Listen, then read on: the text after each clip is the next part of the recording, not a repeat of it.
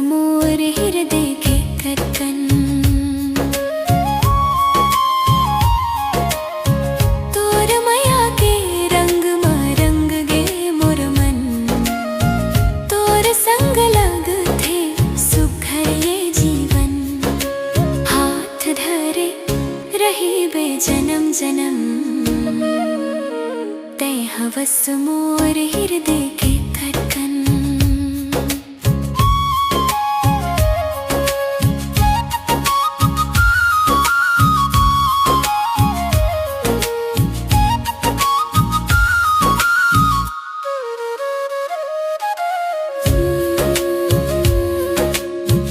चंदा जैसन चमके तोर चेहरा। नजरिया माँ बस गे मोर सपना। धीरे धीरे बात करे जब। गुंजे मोर दिल में तोरा अपनापन। तोर माया के रंग में रंग गे मोर मन। संग लग थे सुघरे जीवन।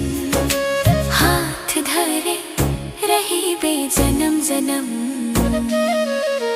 तै हवस मोर हृदय के धड़कन।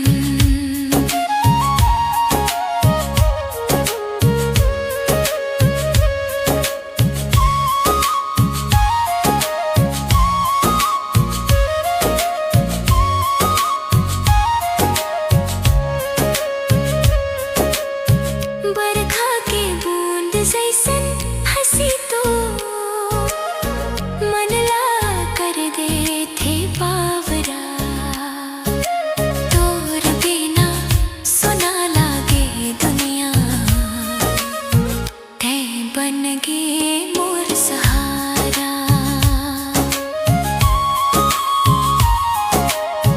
तोर माया के रंग में रंग गे मोर मन। तोर संग लग थे सुघर ये जीवन। हाथ धरे रही बे जन्म जन्म।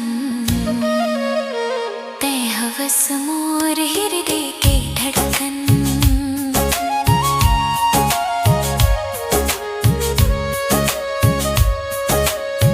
कसम हवै तोर संग निभाबो।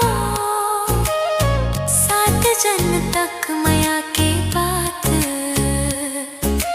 तोर संग चलबो जिंदगी भर।